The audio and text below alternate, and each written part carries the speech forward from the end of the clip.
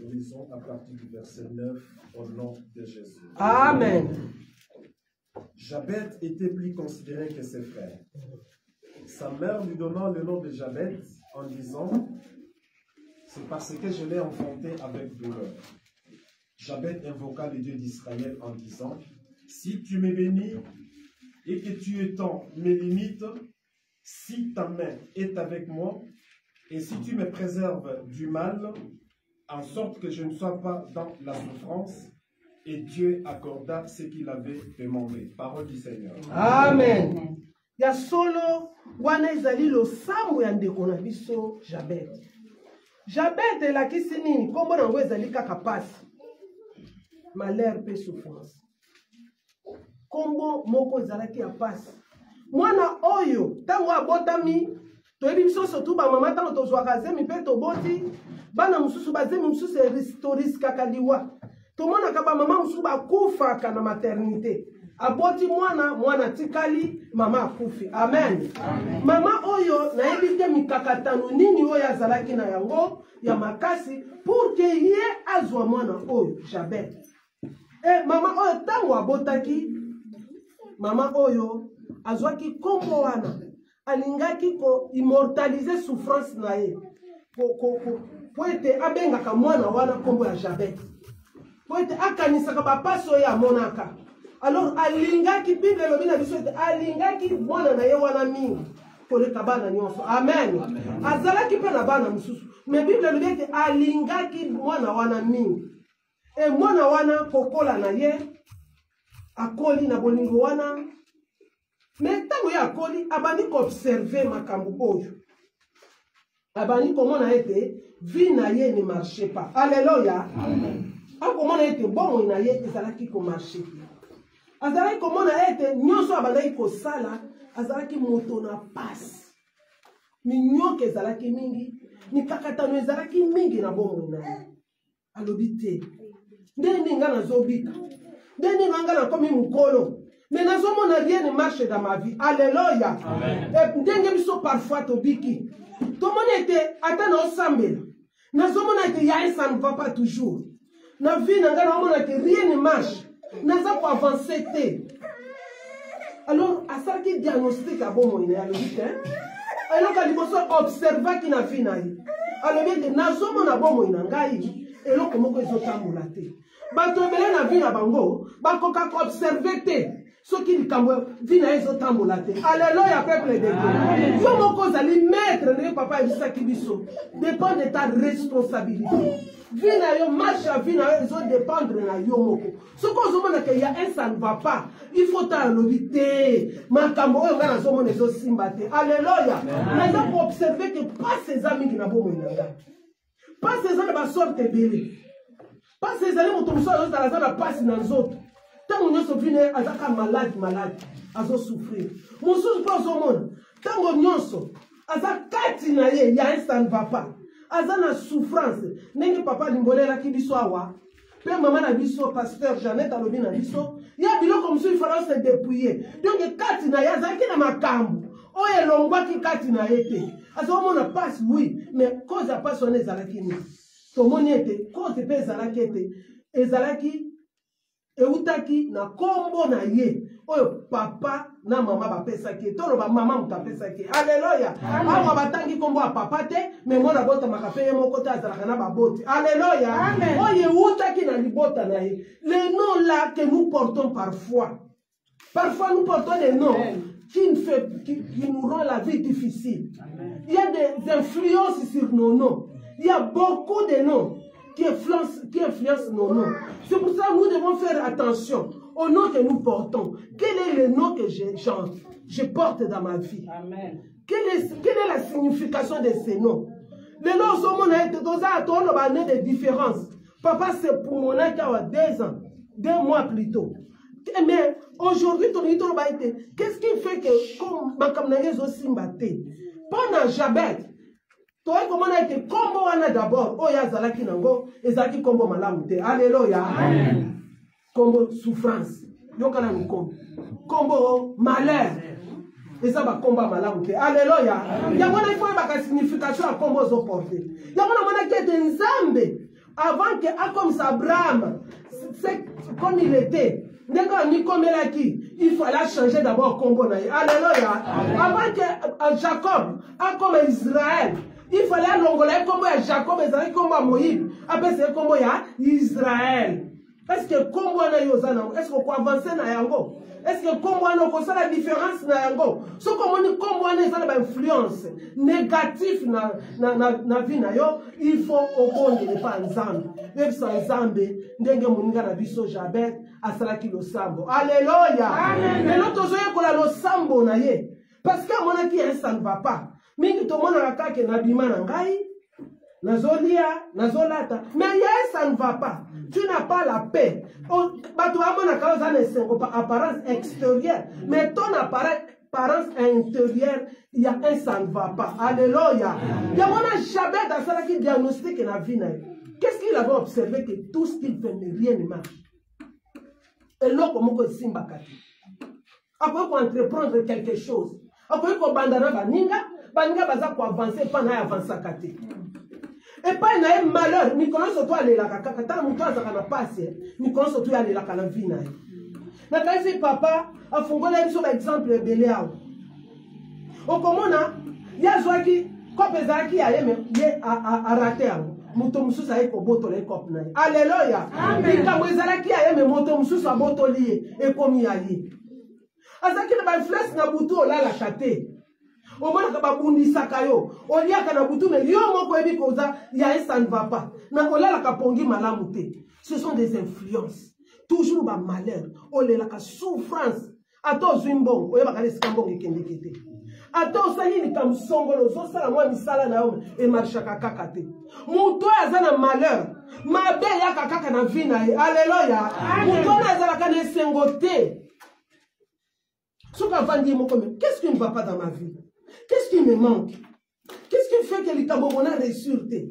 N'a déployé tous mes efforts pour que l'Ikamobona simba, mais ça ne marche pas.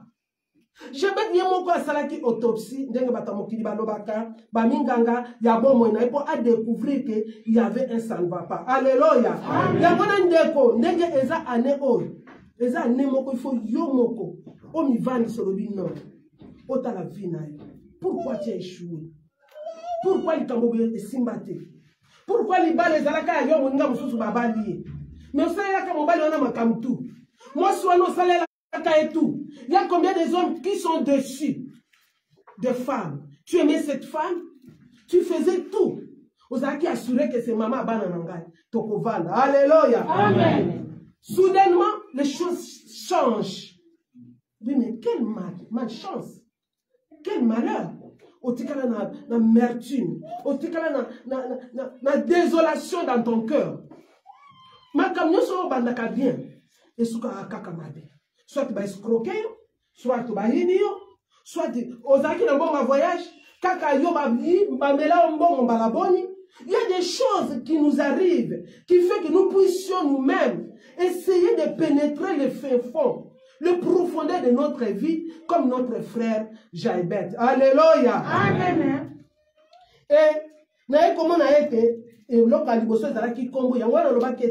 il faut bonder, briser l'influence. Il faut lier mon nom, signifie quoi? Comment on a signifie à Kanine? Natango la Kanayango, Nabik Atozan à Poto. Tu peux avoir un nom, ou ils ont une influence, et qu'on marchette, parce que ils ont un esprit derrière, il y a une force négative, ou ils ont un combo. Tant que vous découvrez la vérité dans le combo, attends au bon de l'indengeni, au cause de la délivrée, alléluia, vous pouvez être combo en ezamalamute, yo kosenge pa nzambe, nzamba kangola na combo, alléluia, alongo la ba influence nyonso. Oye maloba ba comment mso ezala ba loba tala mama wana peut-être la loba kakaka ngai mwana oyo lokola ngala bote na passe ana pese Jabet ya mona kango likambo muke maeba kite keza na souffrance mona ko souffrir toute sa vie na kombo na pesa kai. Alléluia. Il y a un exemple au Bible les opesa biso eza na rôle moko important na vie na biso. En fait que to fungola ba intellect na biso. Nous devons vivre ba koni mayele na biso. Qu'est-ce qui ne va pas sur mon nom? Je vois rien ne marche. Qu'on se contenter pour se consoler. Mais cherche ta délivrance. Parce que tu ne feras pas la différence si tu n'es pas délivré. Amen. Hein? Amen. Pour délivrance, c'est ça vaste. Il faut que ton profondeur de ta vie. Il faut que ton profondeur de tous les volets.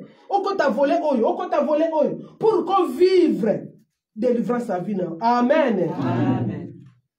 Et dans le bas qui était, après avoir observé ce qui s'est passé, a remarqué que il a fait de remarques que eloko mokote et bandaki kotambola na vie na ye. Non observé mais après na ko remarqué que rien ne marchait dans ma vie. Quand tu remarques que eloko moko ezotambola na vie na yote, kola la pongité. Alléluia. Na ko bangisa otende ko soko zali a pepela Yesu. Soki ezokota. Ce qu'on a remarqué qu'il y a un ça ne va pas dans ta vie. Quand on bâtit dans un monde mouké, balobia te valeur de la moto et de pandakate na âge na. Alléluia. Parce que dans un âge mouké, j'attends jusqu'à ce que na okoma na âge boy. Na za na ute. Non. Ozana mais olobi ozana mais les choses ne marchent pas. Yo quand on comme mkolonde ko marcher. Alléluia. Il y a un temps où yo za elenge, tant vous observez il y a des choses qui ne vont pas, il ne faut pas dormir. Il faut saisir cette opportunité que année oyo. Donc quand l'ensemble lobaki et des années, il y a différence. Je dois marquer la différence. Amen. Hein? Na lembi vie oyo, na lembi situation oyo, nga il faut na changer vie. Amen. Hein? Nga il faut na kangola. Et na ekoloba ete azaki na désir, il sentait le désir d'être délivré, désir profond. Il faut qu'à posa makasi. Yako kangola manabomo inayo. Bomo ya moto ezalaka blague te. Soki yo sali blague, moto mususu ako kangola yo azate. Alléluia. Akozwa likambo na ya kangola. Tu n'es pas fou de Gadara. Fou de Gadara. Ezalaki mon colonel Yesu mutalekaki parce que lui il n'avait plus de conscience. Il ne pouvait pas aller chercher Jésus, délivre-moi, non. Mais Jésus ezalaki na souci pour être habité sa moto wana. Quand il a pris conscience, c'est par là qu'il a suivi Jésus. Alléluia. Mais moi et toi, nous sommes conscients de ce que nous sommes. Nous sommes conscients. Je suis conscient de mon état. Je suis conscient de mon nom. Je suis conscient de ce que je suis. Moi, je suis moi. Alléluia. Maintenant, rien ne marche. Ah, pasteur, maman. Mais intérieurement, je pleure. Alléluia. Dans mon article, la Canada, Kungamoko. Nazomona balinga tokola na bango, nazomona situation nanga, nazako tangisa maya miso nga moko. Mais devant batu je fais l'apparence. Alléluia. Yangona balobi l'apparence est trompeuse et kosaka. Alors azaki na posa alobi te. Ngai il faut na ibisa nkolo. Nkolo ta la situation nanga yango. Soki yoko kangola ngai. Soki yoko longola paso eza na bomo na ngai. Donc asalaki libonde limoko mona motazolela. Azwaki décider za lokola motamati na Golgotha longola Yesu. Yesu Masia. Soki yoko kangola ngai. Soki yoko longola paso eza na bomo na ngai. Ngara ko servir yo toute ma vie. Alléluia. Amen. Il faut ça la libonde ya bomo. Ne faites pas la prière à la hâte. Comme ça la prière va quitter. Une prière va. Diable a kangaka yango. Nous avons deux forces. Force satanique et force ensemble. Alléluia. Ce qui Satan a zomona que yozana superficiel. Dans tes prières, tu ne prends pas au sérieux ce que tu fais. Il n'est pas aux amis à contrarier. À côté de ma poire kanga ma bonde ino. Au côté na kenga la bonde là. Mais pourquoi je n'ai pas de réponse? Tala le lengo au bonde là. Est-ce qu'au bonde là profondément? Au bonde là lokola jaibet à salaki. Na motema ya kolela na kobukana omona kaite bato nyonso sollicita na problème na yo simbate mais il me reste la seule solution, la seule personne qui peut m'aider, c'est Dieu tout puissant. Alléluia. Amen. Est-ce qu'au monde à Congo, quand il y a un problème, peut-être tu peux aller dire, je vais dire à maman Chantal, je vais parler à ma pasteur, je vais parler, c'est bon.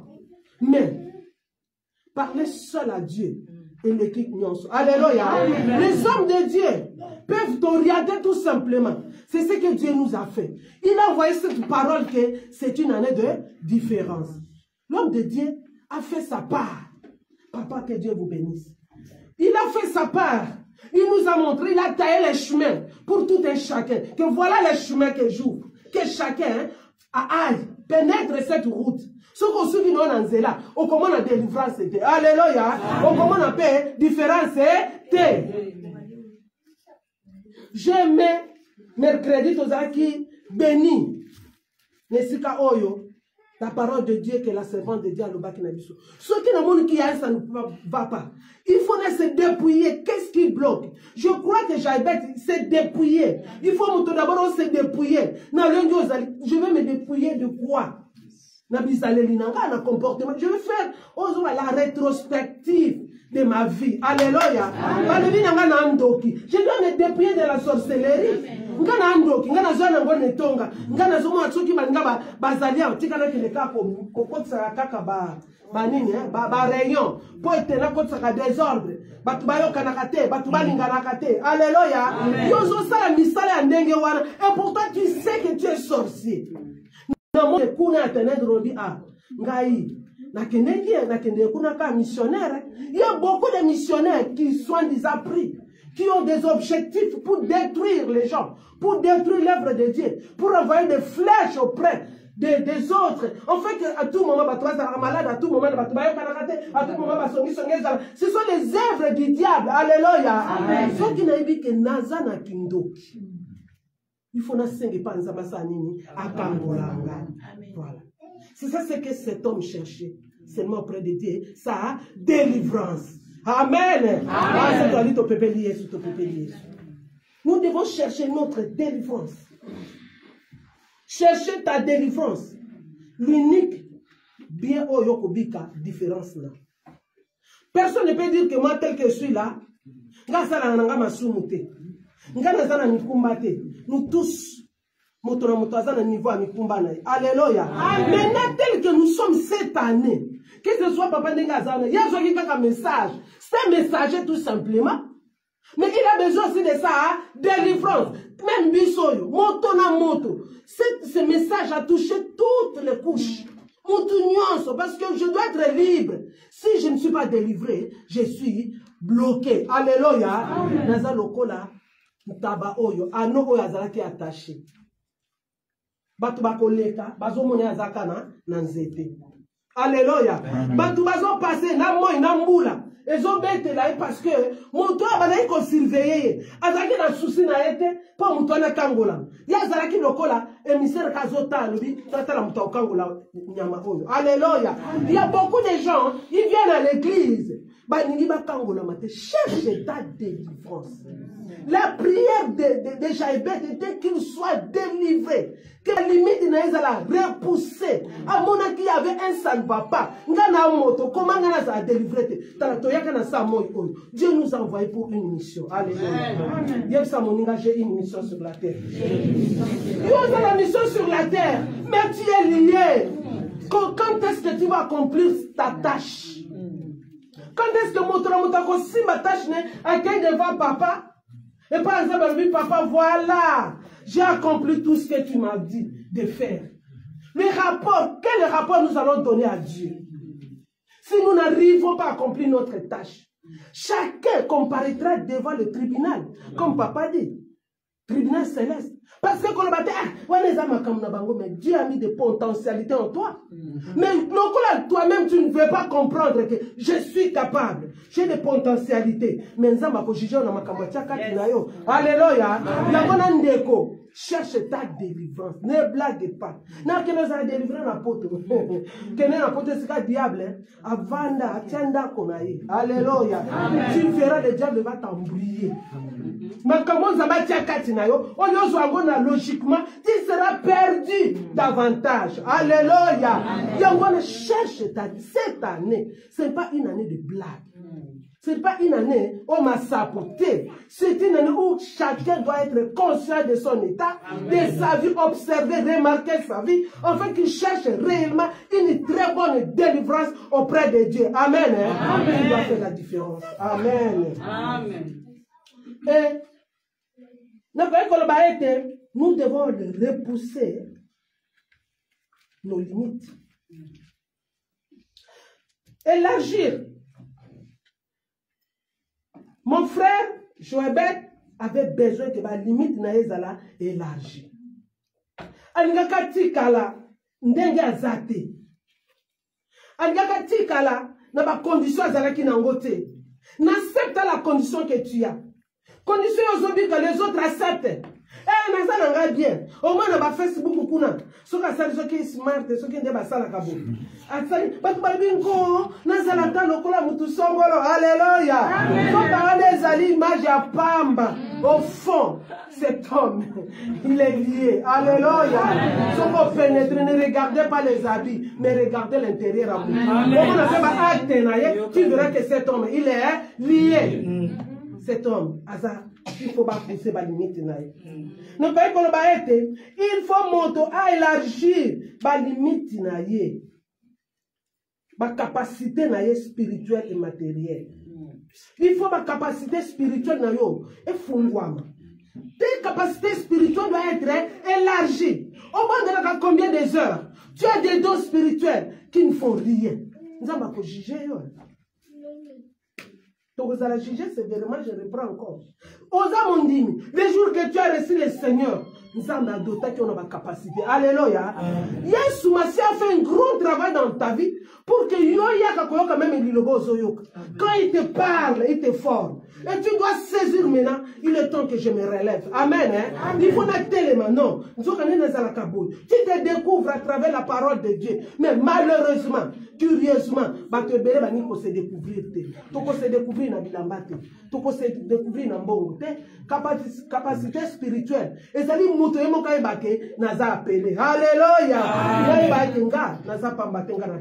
Alléluia. Donc il faut nasaler là.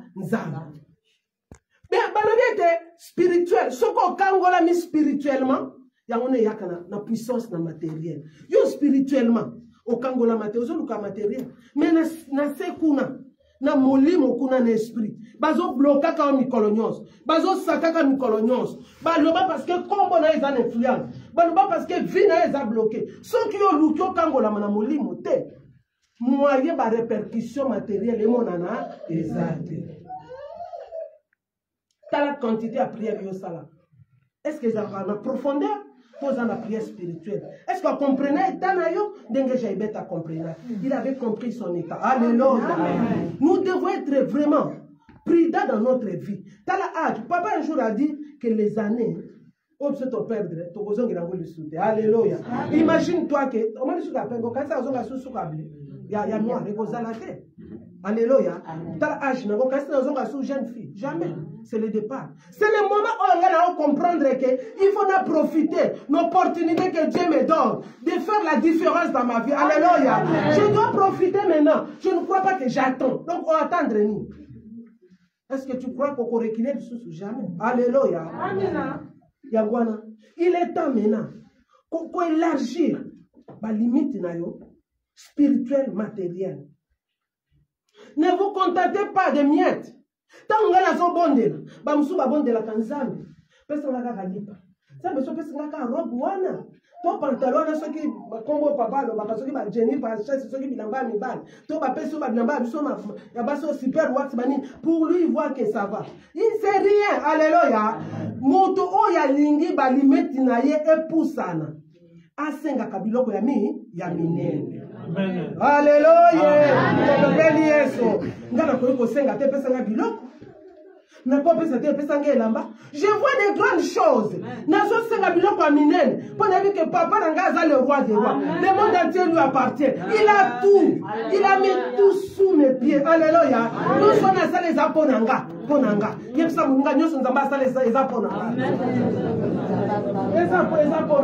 Alors comment on a conseillé biloko mike.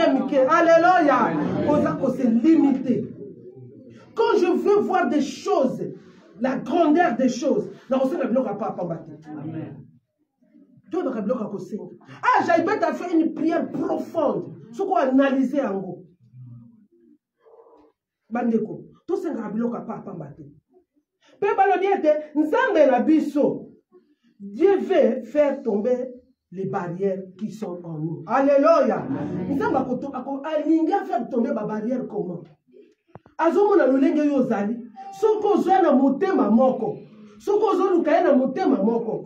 Soko za décider pour avancer. Azotala yo dans Nzambe lobite libonde li oyo goti azosalaka te funga fona briser ba limite.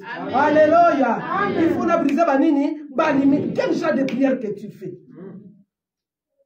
Il faut faire la prière qui touche le cœur de Dieu. La prière que Jabet avait fait avait brisé le cœur de Dieu. Je ne peux pas laisser ce garçon à cet état. Alléluia. Amen. Dieu a voulu changer. Il a changé. La Bible nous dit que nous sommes à Kokisaki Ango, Ayoka Kilibondeli Nae. Alléluia. Ton bébé Yesu, ton bébé Yesu. Ne kokola la tenazo monayo. Petozolo baete. Nous sommes non seulement à la barrière, la vie à étendre la frontière. Ok, alléluia. Au Congo et Maroc. Dans le monde entier. États-Unis, Canada, partout. Alléluia. Nous sommes prière il y a à étendre la frontière. Objectif, mes amis, tous à la bloquer. Tous à la bloquer quand au Maroc, tous à 10 ans, 3 ans. 20 ans, depuis on va Congo, on va nimboka boye et simité. Na me kaka koya na Maroc. Ah na Maroc on bio me kati. Tu as fait combien des années? Objectif ensemble mes amis, à briser ma barrière où ils en a fini. Alléluia. On tambola. Le monde entier a papa na biso. Pourquoi on a cause à la bloquer? Pourquoi on a cause à la limiter? Qu'est-ce qui ne va pas, Seigneur? Étant mes limites. Alléluia. Et ça les bonnes de l'inayo. Yangai nayo oyo biso tokoyiko sala pona mbula oyo nayo kaka pasi mukola mercredi bandiki bazo bondela bazo briser bazo kote bazo longola ba limitation bandiki bazo buka ba hôtel yo vani na ndako comme si ça ne te regarde pas et pourtant la foi et ça fait tac ceux qui mènent à la moninga za fort na prière na se connecter à ma Chantal parce que Chantal et qu'on pousse la bondela. Alléluia. Comment se fait-il que tu faible dans ma bondeli? Mais puissance à faiblesse. Et pourtant, je n'ai pas un autre chemin à faire. Ceux qui ne se connectent dans mon toit, mon toit, la vie de prière. Ceux qui n'ont pas de démarche, n'ont pas de délivrance, parce que Balobi l'a fait la force. Tous allez à monter dans l'ensemble, vous n'étiez pas là. Dieu s'est manifesté puissamment le mercredi. Ils ont vu la puissance de Dieu qui s'est manifestée dans ces lieux. Alléluia. Mais yo ningo kangola ma modèle ni ndeko.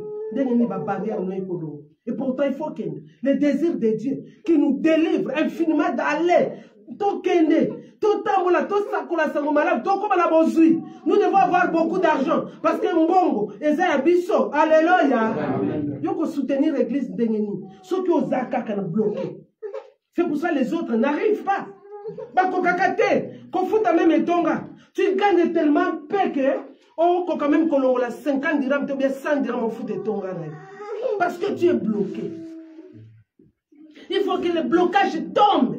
Il faut ma porte en fungwam. Le mur d'arrêt de Boukan. Balobi Jéricho était barricadé. Était très fort. Mais un jour, Jéricho est Koyaki. Alléluia. Bamir, voilà la puissance de Dieu est capable de briser le mur qui est devant toi. Le roc qui s'est levé dans ta vie. La puissance de Dieu est là. Le Dieu de l'Ufung est vrai. Il est capable de briser cette puissance qui te limite.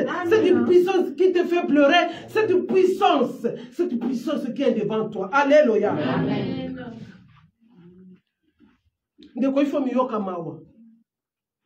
faut pas venir faire l'issapo. Il ne faut pas venir blaguer. Mais ta vie en dépend.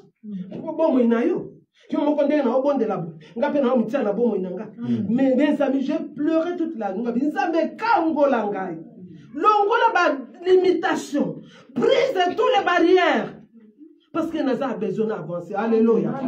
Parce que lui, Zoya, qu'est-ce que moi je vais dire? Qu'est-ce que je vais laisser? Alléluia. Amen. Yes, solo. Nous devons briser. Nous devons briser. Limite le ministère nayo. Tu es servante, serviteur de Dieu. Tu serves dans n'importe quel département ici. Mais parfois, au bandaka bien aux ongasima, ce sont des barrières. Diable a jeté les barrières. Alors, ils ont avancé. Jamais. Après ça, on a raison. Oh, Msala. Oh, confinement. Oh, ceux qui sont malades au Covid. C'est le diable qui a envoyé ta vie. Eh bien que Yosa appelé. Eh bien que Yosa dans le ministère ma casse. Dans le ministère, je suis appelé. Mais il faut tirer un gars calme. Il ne peut pas me laisser. Alléluia. Amen. Tout le monde a en Israël. Tango, ce qu'on a une extras. Ce qu'on a 1, 2, 3, 4. Au commun, un extra, libre extras. En Israël, ba outi, ba kena na bombe. Qui peuvent reconstruire Mboka na bango. C'était sous la direction de Zérobabel et Josué. Josué, ya Moïse était, Josué Moussous. Mais, ennemi, telemaka. Alléluia. Balobi bin. Parce qu'on ne pas mon cause. Yo yebi, yo pesi autorisation. Toi là-bas, ton sur Jérusalem. Tala. Parce qu'on peut ma bonzate. Parce que ça la joue été. Alléluia. Il y aura des gens qui vont t'empêcher. Pour que yo avancez. Alléluia. Les amis. Ah, tika master, tika ba jewana ko. Yo poko sambe. Ah, tika ba jewana. Parce que tu t'es décidé que ta vie soit délivrée. Tu t'es décidé que vie ça ne va pas. Tu as eu un souci permanent dans ta vie. Maintenant, il y a Batobi, Jana, Bazambala, Bakotela, Bakotelema, pour que lui avance, te pour pas décourager. Alléluia. Tu dois briser. Tu dois briser. Na bomo inangai. Ba barrière à ministère. Alléluia. Ba barrière est tellement oyo. Ya Congo. Ba barrière est tellement na vie nanga. On a quoi avancer. Amen. Amen. Être délivré de malheur et de souffrance. Sauf que tu as dans Colossiens de 13 à 15. Oui. Nous qui étions, biso ba auto kufaka. Oh papa, on peut s'assumer verser wana, et vous allez quitter. Il faut mutakangola. Non, ne restez pas. Ne côté les misayo, il faut distinguer. Amen. Amen. Kolalate. Colossiens 2, versets 13 à 15. Nous sommes dans Colossiens chapitre 2. Nous lisons à partir du 13e verset au nom de Jésus. Amen. Vous qui étiez morts par vos offenses et par l'incirconcision de votre chair, il vous a rendu à la vie avec lui en nous faisant grâce pour toutes nos offenses. Il a effacé l'acte de nos ordonnances et nos condamnations qui subsistaient contre nous. Il l'a éliminé en le clouant à la croix. Il a dépouillé les dominations et les autorités et les a livrées publiquement en spectacle en triomphant d'elles par la croix. Parole du Seigneur. Amen. On n'avait plus ces droits. Parce que tous les gens vraiment condamnés. Condamnés. Mais Yesu, ma soeur, œuvre salvatrice de la croix. Et c'est là que Abimisabiso na etan soto zalaki. Alléluia. Jésus-Christ a tenu le bas. Oyo. Pour être bisoto bimana etat ozali. Alléluia. Et qu'il faut tout ça là différent. Donc différence c'est un impératif. Il faut na ça la différence nous là.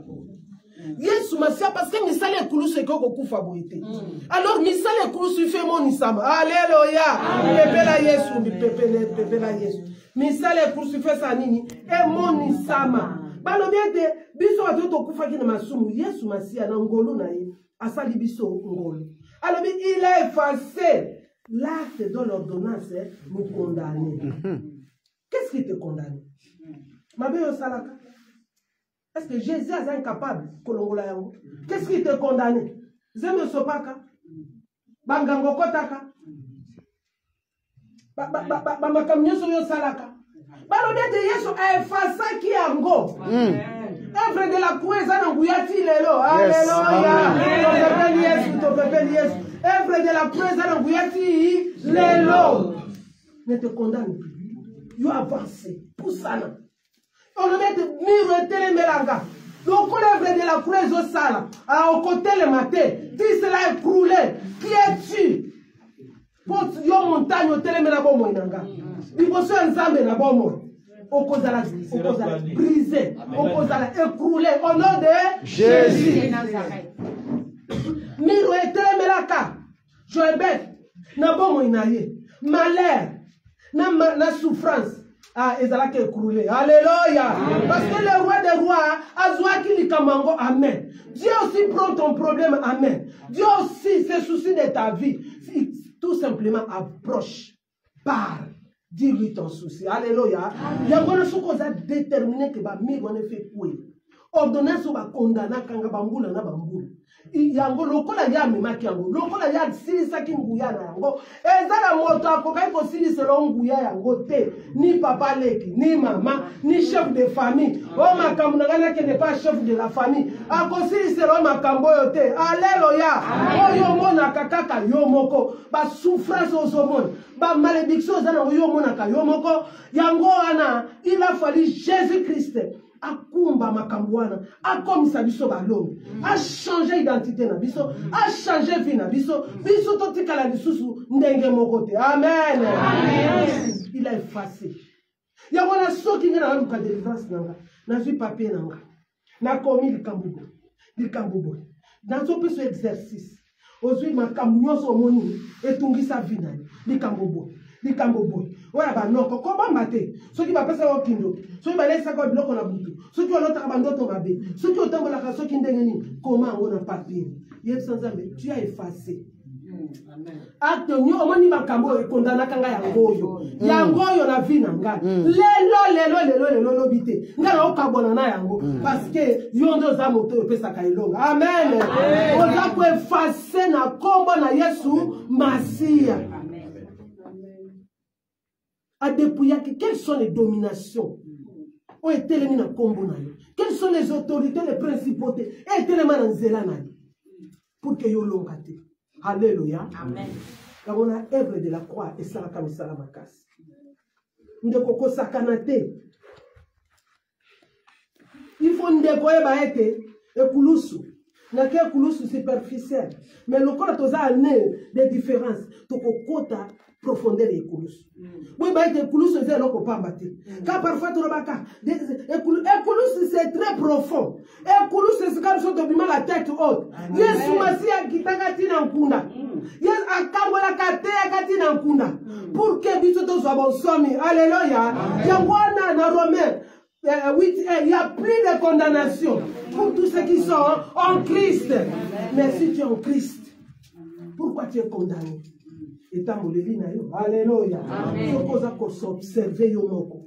C'est l'automne la malade, la condamnation est à Katinayo. C'est l'automne qu'il y a beaucoup de choses qui ne marchent pas. Malgré je suis en Christ. C'est que, comme il y a un, ça ne va pas. Et qu'il y a un Katinayo, n'a mis ta la bien.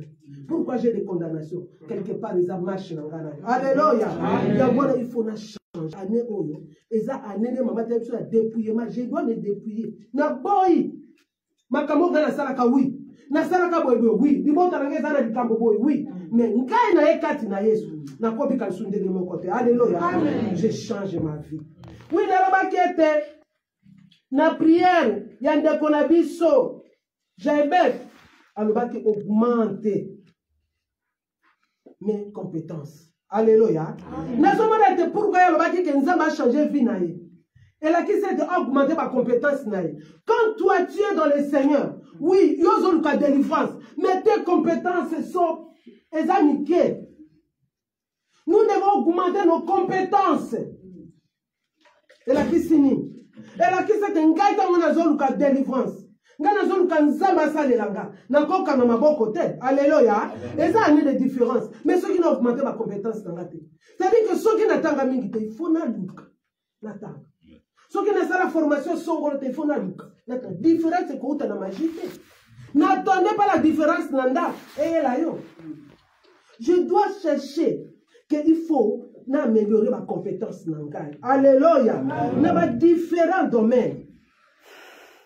Il faut développer ma capacité nangai. Dans la zone kanzamba salelanga. Dans la zone kanamo na différence. Il faut dans différents domaines nangai. Il faut na luka, na kota, na salabo, na salabo. Ba formation ezali. Ba tumususu. Bon kendata formation mokeza eza songole. Tika ezali na okendete. Ce transport c'est pour ton bien. Alléluia. C'est pour ton bien. Regarde ton niveau. Regarde comment tu es. C'est pour ton bien. Si moi j'ai mes objectifs, moi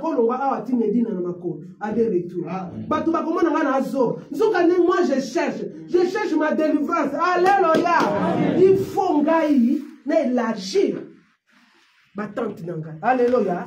Il faut augmenter ma compétence. Alléluia. Mais si toi tu as la mollesse, tu ne vas pas avancer. Tu vas rester comme ça à la maison. Tu ne fais rien. Et tu attends l'année de délivrance. Tu attends des miettes. Batine de la caillou. Tu ne bouges rien. Parce que il y a une année de différence. Non. Tu te trompes. Alléluia. Amen. Il faut développer ma compétence. Formez-vous. Comment expliquer aux Alibanda? Ma formation est il y a beaucoup. Surtout les Congolais. Oh, nous ne voulons pas nous former. Combien de Saliawa, Bambou Loton? Tu peux voir une personne qui a fait 5 ans dans ce pays, à ça ta formation de mon côté. Ce n'est pas mal. Est-ce que mais si toi-même, tu t'es formé, tu as élargi mes limites, tu ne pas permettre de Moussala na classe, alléluia. Attends, au conseil de payer une entreprise, tu as papa de Félix Mayol. Na chantier, papa, Nzamba Pambola du source davantage. Tu es un modèle, un exemple pour nous, les Congolais. Alléluia. Amen. Papa, il n'a pas vu qui que ce soit. Alors, il a apprendre, il est là. Est-ce qu'il a gagné quel côté? Il gagne. Voilà. Aïe, qu'on métier, et voilà, il bénéficie. La compétence, augmente ta compétence. N'attends pas de métier là. Combien biso? Mingomone, ce sont des bougres. Attends-te. Mais si tu as vu qu'on commentait, nous avons des formatrices. Maman a vu qu'on commentait. Il y a sa monitrice. Maman Sounganga. Que ce soit au salaire, alléluia. Forme-toi et le désir d'avancer. Parce que, vraiment que maman pasteur Jeannette, Azola qui s'en A, B, C, D. Mais ça sonne. Alléluia. Comment tu vas avancer? Tu crois que la différence va venir comme ça? Et quand tu as les colonnes d'écho, augmente ta compétence. Et ce que la monnaie était, je ne peux pas faire aussi tout. Capacité se vocaliser sur un seul métier. Na kanga kasuki, na approfondir. Il y a beaucoup de modèles à ceux qui les ont. Je dois approfondir métier na ngawana na yekola ka ba medel nyoso na zomo na télévision ona mona na osa ba recherche nanga pour que na comme na compétence moko songolo soko yebi musala no ti sera sollicité. Alléluia. Et comme ka mutu mo ma chatana na kanga suki wana et na kanga ke pas maman Jeannette. Mais maman ne pas maman Jeannette. Alléluia. Ne kanga pas sœur Odile. Et ainsi de suite bazo ozoye banape musala yosa nini ezako avancer. Nous devons développer année de différence, chacun dans son domaine. Et nous connaissons ce qu'on évite quota la classe. Nous avons formation. Nous voulons une église où les gens travaillent. Nous voulons l'église où les gens sont aptes de payer leur église. Amen. Nous voulons l'église où les gens ne pleurent plus. Les gens les robes. Alléluia. Nous voulons notre église que tout le monde participe à l'évolution de l'église. Alléluia. Amen. Amen. Augmente tes capacités. Amen. Oh, Ndeko, ne voyez pas ce qui se fait autour de toi. Et libérez, élargir votre vision. Là, on est dans des différences. Maintenant, on est dans la vision de mon côté. Je vais élargir mes pensées. Comme ça n'a pas été, je opte cette direction. Alléluia. Amen. Dans une direction, j'en prends et l'okobo. Que ce soit comme ça, une année, mais au moins, je dois comprendre le Cameroun pour que l'okoana ait le métier de vie. Qu'est-ce que tu vas amener dans ton pays? Alléluia. Amen. Mais les autres, moi j'ai attendu, les gens disent que moi je vais rentrer dans mon pays. Métier, tu n'as pas d'argent, oui. Mais quel métier? Tu seras utile au pays en quoi? Parce que il sous-attend que nous qui sommes sortis, nous avons la capacité supérieure que le Cameroun. Mais qu'est-ce que tu vas apporter? Mais crée, apprends les métiers. Quand j'arriverai dans mon pays, je vais faire ça. Société, société. Alléluia. Dans ce qu'il y a au pays, c'est la différence. La différence que tu as commencé par ici. Et comme il faut t'avoir partout. Alléluia. Nous cherchons quelqu'un. Tu connais faire telle chose? Oui, je sais. Viens faire le pratique. Ah, cette femme, vraiment, elle sait très bien faire tel domaine. Pourquoi tu as un camisa? Alléluia. Parce que notre formation est très minime. Est-ce que vous avez entendu? Tous les gens parce que formation est nickel. On se forme dans nous. On avance dans le domaine où on a nous. Il y a des différences. Mais tu dois faire avancer. Amen. Dans le domaine où on a nous. Côté Kalakana, on ménage. Mais lui, non, on a mon thème. Il faut enlever ménage. Ils sont en dessous de ça, ménage. Il y a un problème avec lui. Je me suis dit, c'est fini. Il faut se former. Quand la tente, quand la souffrance, avance. Ça y est, la prière de Joël est aidée à ça que personne ne viendra t'acclamer. Alléluia. Souffrance, non, souffre une fois pour qu'on soit domaine de la vie. Naza spécialiste dans le Kambu, Songolo. Très bien. La cuisine, j'apprends la cuisine internationale. Il faut même la cuisine nyonso. Mais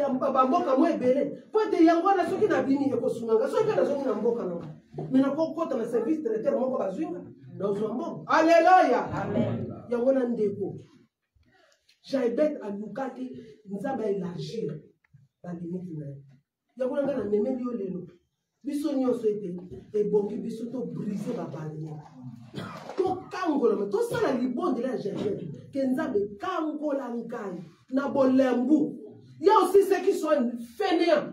Ceux qui ont un fainéantisme, comment ils vont kangola? Comment ils vont avancer?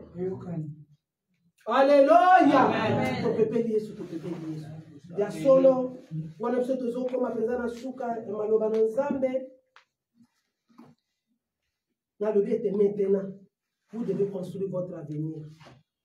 Construisez votre avenir. Ça m'a dit année de différence. L'année de différence, les années où le moteur construire avenir. Est-ce que continue?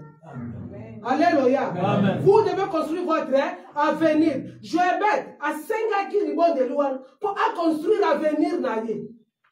Au départ, il n'y avait rien. Mais tant que vous avez exaucé, est-ce que via Jobet, est-ce qu'il y a est-ce que tu as dit que nous avons construit avenir et il avait avancé. Tu as ensemble nous avons le fond pour appeler ça qui révélation à ensemble. Amen. Amen.